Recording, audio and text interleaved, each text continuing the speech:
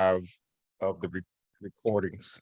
Yeah, let me record this so that, and we do have some archived. If you go back to the main community news feed, as I'm reporting on some of the meetings that we're having that we record for people like you whose schedules don't fit our schedule, then you can go back and there's a link there to go listen to the recording.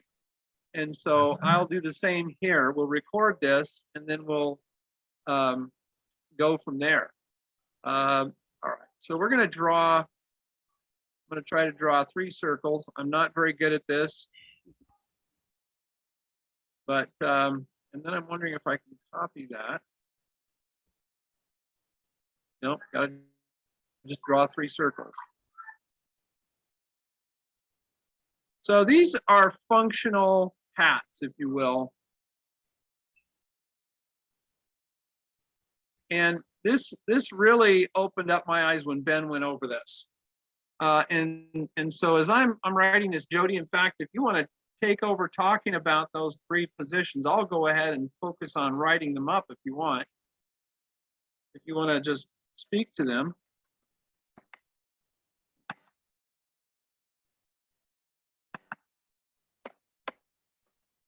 Sorry, Mark, I'm dealing with getting a Okay. child ready for practice. Never mind, you're good. We won't put you on the spot. So the first position, and again, the important thing is that, Anthony, on this is that these are functional hats, if you will. And a person who's setting up a fund can wear all 3 hats if they want, okay? Or you could have 3 people, each wearing one of these functional hats, running the fund together. So you can take on a partner or 2, or more. I mean, you might end up having, a fund that's so big that, everybody, there's several people working for you. Hedge funds have lots of people working for them. And all of those people are working in one of these 3 functions, okay? And so we've got the technical guru, we got the fund manager, and then you got the closer, as we call it, okay, or marketing guru. I'm going to go back and say selling, marketing, and sales. And sales. Okay. So those are really the 3 functions of a fund. And as you can, like I said, if you are comfortable, let's say, okay, the technical guru is the guy that lands the deals.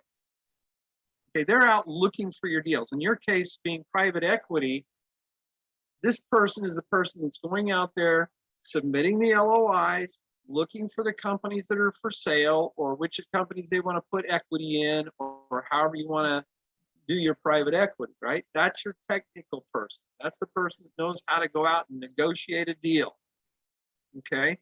And they're going to be putting those deals ultimately into your fund, okay? The fund manager is the person that basically is the administrator. They're taking care of all the regulatory compliance. They're making sure the I's are dotted and the T's are crossed, your legal structure is proper, and that the rules of your fund are being followed, that the LPA and the PPMs are being properly complied with, and so on and so on. They're basically making sure the accountants are doing their job and the tax guys are doing their job, and essentially running all the administrative details of the fund. Okay, that's a detail-oriented person. And as you can see, their description is a lot different than a deal finder and a deal maker. Okay, they're more administrative. And then the closer, or the marketing and sales person, that's the person that basically is over marketing and sales. Now, they may be really good at closing. That's why Ben talked about closers in that context, because they're the ones that they can sit down after the potential investor's gone through the sales process, and the closer is the one that essentially picks up the check, right? And so there's a lot to this. There's marketing and sales, of course. And there's some things that, Jody and I have done some research on there that, we'd be happy to share with you and work with you on if that's the case. And the beautiful aspect of this is you don't have to have a ready network of people to invest, but you do have to be clear on who your investor is going to be. Ben describes it as, what are the pain points that you're trying to solve when it comes to potential investors? What pain points will get them to write you a check? And if you can address those pain points, they'll write you the check. Okay. So that's really your job as a marketing and salesperson, to be able to identify who your investor is and that niche. But anyway, those three functions are working together. Like I said, they can be all the same person, but in reality, a lot of people have one set of talents. They're good at closing or marketing and sales, and maybe they're not so good at the details on the fund management side. And so, often it's going to take 2 or more people to run this fund. Does that make sense? Okay. So that's one of the first aspects that I would suggest you take a look at. And so as you're thinking about that, you might meet somebody here in the community that, let's say you in your mindset, you're a fund manager. You're a detail-oriented person. You want to make sure that the I's are dotted, the T's are crossed, and that nobody's going to go to jail because they're not going to do something stupid, right? You're going to keep everybody safe and happy and paid. So let's say that's your mindset, and you're going, I really struggle at finding deals. I don't know how to really go out there and get deals. I'd like to find somebody who can, help me find deals. And then again, I'm not so sure I know a lot of people in my network that would be good investors. I'd like to find somebody who can set up a program that will just find me investors. And so with that, there's some things you can do, but they're going to end up being different people. And so within the community, you could go out there and say, hey, I'm looking for a deal maker. I'm looking for a marketing and sales person. Do you want to join me in my fund? And there's a lot of people in the community that, maybe they're not sure what they want to do. They know they want to be involved with a fund, but they're not sure what they want to do yet. So, you guys meet, you resonate, you all like each other, and you go, let's form a fund. And then away you go, right? The three of you kind of right off into the sunset, or right off onto the beach behind me here, and do your fund. So that's kind of how, we're kind of playing it right now. We're just kind of developing some loose affiliations and relationships. And the idea is, if we can help people come together within the community to make these funds work, then that's kind of the goal. So that's the first concept that I would talk to you about. Toby or Jody, one of you guys want to comment on any of that and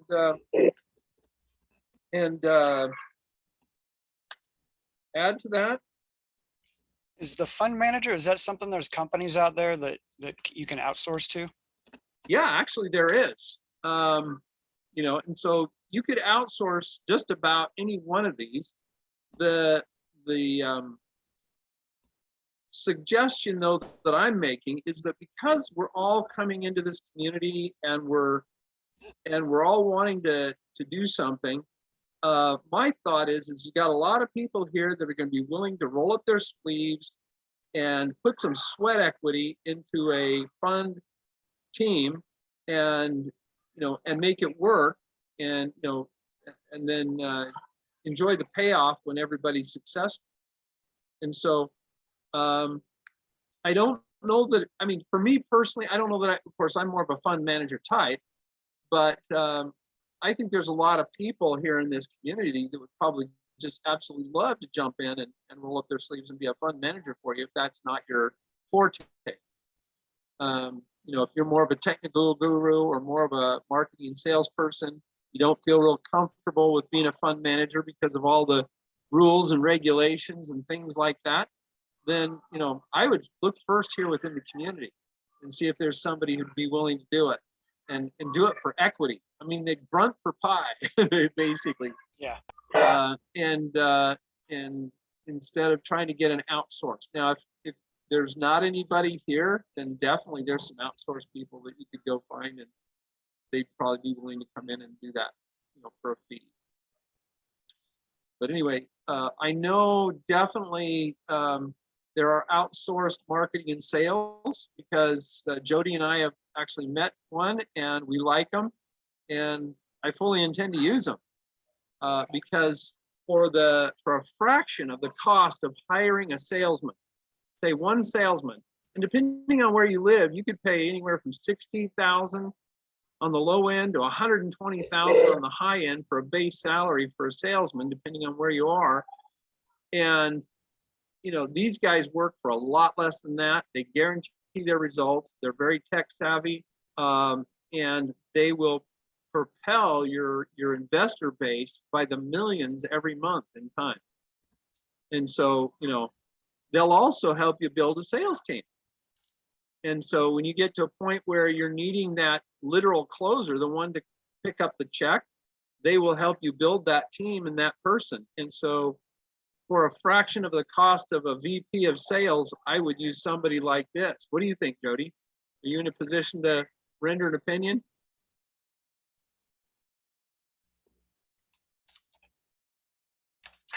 Maybe not. Yeah. Anyway. Oh, there she is. Yeah, I would want to, my only thing is I'd want to make sure, kind of like what you and I said, that they're doing what they say they're going to do. Yeah. If they do what they say they're going to do, yeah, I think they're totally worth it. Yeah. Especially building the sales team. Yeah. The really cool thing is these guys do have good testimonials. I mean, they have different types of professional services, financial services firms that they'll get on there and tell you, oh yeah, they did what exactly they said they did. But you're right, Jody. I'm totally in agreement that we want to do a little more due diligence before engaging them. But I'm working now with, I think, 2 or 3 different funds, and in each case, I'm recommending that they take a look at these guys, and we'll get the due diligence done. Who knows? Maybe I'll start getting a referral fee. But yeah. But the point I guess I'm making is whether these guys work out or there's another firm out there that works out, there are definitely people that are holding themselves out as professional marketing and sales for financial services firms. And so, Anthony, that's something to noodle these next couple of weeks is okay, if I could outsource this, if I could pay a relatively small fee to a company that guarantees that I'm going to get millions of dollars in investors, why wouldn't I take a hard look at that? And so that's just something to consider. Okay. What I wanted to do was show you real quick. Oh my goodness, it's already 4:50.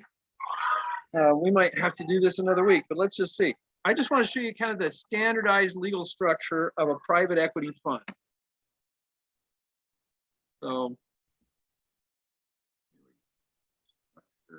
and by the way, 99% of all funds are set up this way, but I'll do it, I'll focus on private equity since Jody and Anthony are both working with that. So here's the structure. I'm going to draw a box. And in that box, I'm going to put general partner. Okay. Then I'm going to draw another box.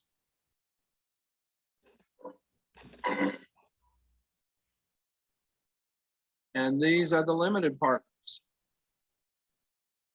Most of us all know what a limited partnership looks like. And so you've got all these people that have money here, And money here. Oh. And money here. So on. Just drawing pictures of dollar signs here. This implies that there's a lot of these guys around, right? Even though I don't draw very many. Okay. What they're doing is they're all investing as limited partners in this fund.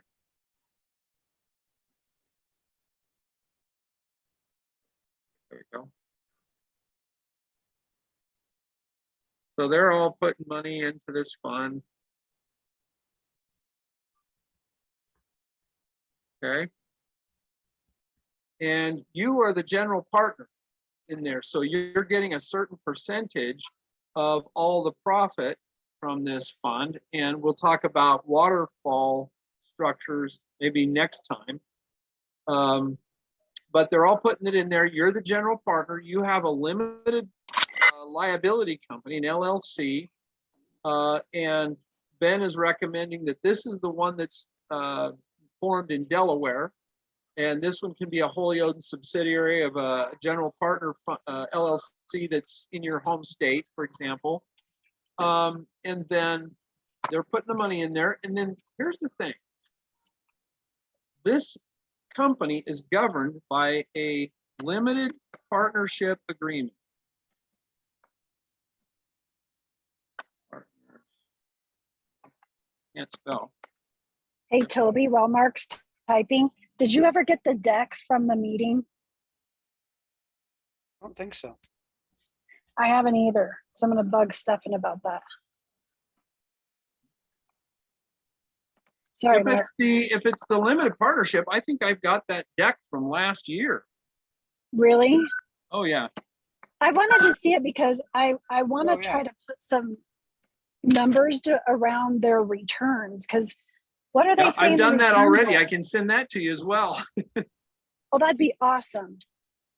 Okay, so essentially, there's a number of legal documents. Ben listed off a half a dozen. I'm going to focus on two of those. One is your limited partnership agreement, and one is your private placement memorandum. Okay, and before you run out and start drafting a limited partnership agreement and a private placement memorandum, I'm just going to tell you right up front that this step in the process comes last. So don't run out this week and do this. But I just want you to understand the concept for now.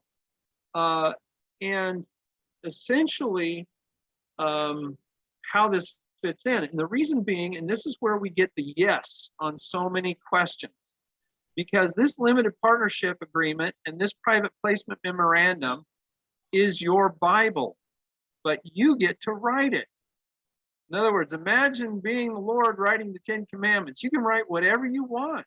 Okay, thou shalt do this, thou shalt do that. Here's the thing, from a regulatory standpoint, you have to follow your own commandments. Okay, so if you make the rules, that's great. You get to make the rules, but you have to follow them also. And Unlike so, our government. What? I said heard that. unlike our government. Yeah, unlike Right. our government. Yeah, exactly. But anyway, I wanted to make that point because a lot of people get caught up in the, can I do this? Can I do that? Can I do this? Can I do that? And 99% of their answers are going to follow up if they're in your limited partnership agreement. If you've provided for it in your private placement memorandum, the answer will be yes. Okay, again, certain limitations apply, but we can cover those later. Okay, so I wanted you to see the picture of how you legally structure a fund. Now, before I sign off, and I'm only going to do this verbally, I'm not going to draw pictures because it'll take too long, but I wanted to leave you with one concept to noodle over the next couple of weeks.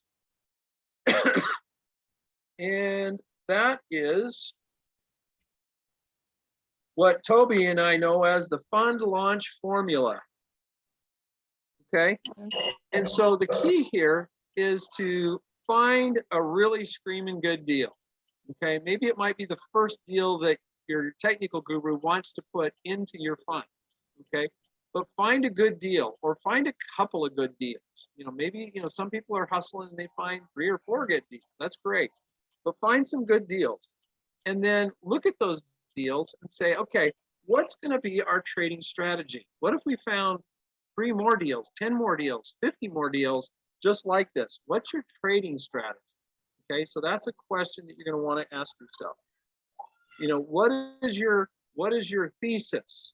Okay, what are the pain points that you're trying to solve here? What problem are you solving in the marketplace with these particular deals? Okay, you're going to want to do some back of the napkin calculations. Okay, I just got through doing some for Toby last week, and we can sit down and just kind of look at the deal, how you're hoping to structure it. It's not a done deal yet, but this is what you want to accomplish. Okay, and what are your due diligence standards? One of the due diligence standards that I've become converted to is utilizing Adagio as a third-party due diligence provider. This is because they're going to go in and do that risk adjusted performance. And so, if you want to be able to hang your hat on that, have them help you back test some of your performance, and then do a risk adjusted performance measurement on that back test, then that's what they'll do for you. And of course, there's a fee for that again, but you can charge your fund that fee just as soon as you have enough in that fund to pay the fee and take that right back out. So effectively, Adagio's services are free. Even the services of these marketers that we talked about earlier, they would net be free once you can take that out of the fund. So you can reimburse those expenses. That's step 1. And I'll go through it. I'll set up something where we can put this up on a whiteboard as well. Step 2 is you want to start your pitch deck. You want to start developing, your sales pitch. It can be back of the napkin again. It doesn't have to be firm, solid numbers or everything's perfect. It's more of a nice looking scratch paper document kind of a thing. But here's where you want to get some specifics. What do you think would be your maximum fund amount? What's your waterfall structure? We briefly mentioned waterfalls, and we can go into that later. What about your fund administration? Who's your fund manager? And what are your thoughts there? What pieces of your team is missing at that point? Do you need to go out and find a closer or marketing and sales person, for example? Who are your preferred partners from a money standpoint? See, not all money is created equal. You could have certain types of partners that would drive you nuts. You don't want them investing. And then there's other partners that you think resonate really well with you, and you'd want them to invest. So look, this is the time to kind of put all that together. And then on step 3, you want to go out and soft pitch your investor network. Now, these are the people that you may or may not get investments from, but they're going to give you some good feedback. I can see as it's getting darker here, and I don't have my overhead light on. I'm getting darker and darker. But anyway. You going to show us the sunset there, Mark, on the beach? It's raining, sorry. Your background doesn't show that. No, my background is giving me that much different impression. But you want to soft pitch these investors primarily because A, you're doing some market testing, and B, you're looking at getting feedback from them as to how to refine your pitch and to refine your deal. Okay, they would say, well, I wouldn't invest if you did this, but I might consider investing if you did that. So that's the kind of feedback you want to get from these people during this soft pitch phase. The other thing you want to do during the soft pitch phase is essentially get soft commitments. So you have maybe a 1-page deal that's not legally binding, but it looks like a contract. It basically says, hey, we're going to have the legal documents together in about 2 or 3 weeks. Can I put you down for $500,000? Can I put you down for $1 million? And it's just a soft pitch, soft commitment. like I said, it's not legally binding, but what it does do is it gives you an idea of how much money you can collect going into this thing. And, you know, you're going to have a good idea if you have a base of investors that are going to be worth paying, you know, the money, the legal fees necessary now to set up your limited partnership with your agreements and your private placement memorandum and all that kind of stuff, because those attorneys are going to cost you anywhere from $15,000 to $30,000.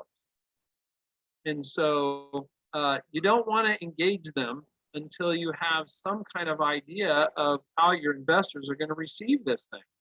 Otherwise, you're going to go back to them again and again and again and have them rewrite it, right? And you don't want to have to do that. So get all your rewriting done during this soft pitch stage, and then you'll only need to go to your attorneys once to write that Bible, if that makes sense. And that brings me to the fourth step, which is preparing and filing your documents. And so, you know, if you go to a securities attorney who can help you prepare your partnership agreement, your private placement memorandum, your SEC filings, your tax filings, your state SEC filings, all of that, then you're going to be in good shape. So those are the four steps. The four steps being find a great deal, start a pitch deck, soft pitch to some investors. They don't have to be your best investors, but soft pitch them, see if you can get a soft commitment, and then do your legal docs. And you're well on your way to get your fund started. So, Anthony, that's where it sounds simple. Obviously, there's a lot more work to it than that. But, if you can kind of get your head around those concepts in light of what we've just talked about, as well as in light of what the class talks about, because Ben talks about the exact same things. He's just coding it with a lot more technical detail, right? And so it's good to have the technical detail because it brings about greater understanding and confidence in what you're doing. But when it's all distilled down, and I do this for me, I put it in crayon language for Beach. That's why I do it, so I can understand it. Does that make sense? So let's wrap up. Yeah. You know how we were talking about the waterfall and putting the fees in there? Yeah. I'm wondering if the same could be done with funding the nonprofit. Oh, absolutely. Absolutely. You can play with that waterfall and tweak it any way you want. I've been doing that now on 2 different deals.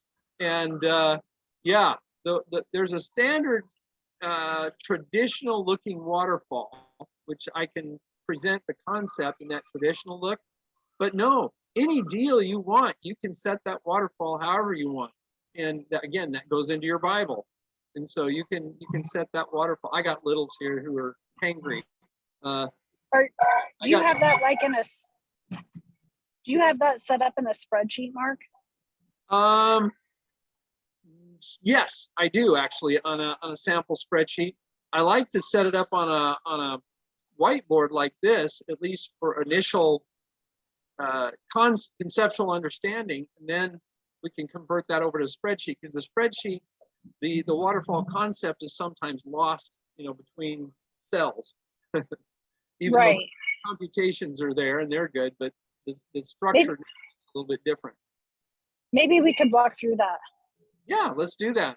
We can do that, you know, in a couple of weeks, or if you want to do it offline, I'm happy to schedule another time when we can do it offline. Cool. I know you and I have been missing each other for the last week, and so yeah, we've got a lot to talk about, I'm sure. Yeah, we do. So anyway, I'm going to suggest we go ahead and wrap it up with that. Anthony, do you have any questions? No questions right now. Like I said, still just kind of learning. Most of what you showed today was good. The technical guru, fund manager, and closer marketing sales, I like how you put that together. That does make it real simple to understand. I feel like I would be more towards the closer side, just because, you know, I want to close a deal, get the money, and go on about my business. I don't want to have to worry about what client follow-ups and all this other stuff. I like to just close deals, man, and really be done. So my But suggestion would be get really active in the community here on the Ben Summers Mastermind, and post some things, and then just start looking for people that you could invite to join you. You can post some things, see how they respond, get them to talk, interview them, meet them on a Zoom meeting or something like that, and then start building a team to fill out the rest of those hats. Based on what you want to do, and just say, hey, is there anybody who wants to work with me on a private equity fund? Let's go play. yeah, okay. Here's something funny. Just real quick, Mark, someone reached out to me on the school website. Yeah. And they said they had money for, what I was doing, like business acquisition and stuff. They were asking if I still needed capital. I'm like, sure. For $500,000, they'll find capital for me. Oh my goodness, it kind of makes That's a great ISIO deal. sound real. See if I I can get said, this on. that was their fee. I'm like, if I Jeez. had 500 grand, why would I need you? Yeah, Exactly. exactly. Like, I would put that with Ben and he would do his magic with it. Yeah, yeah. So I thought it was kind of funny. Their Yeah, fees that were is kinda funny. 500 to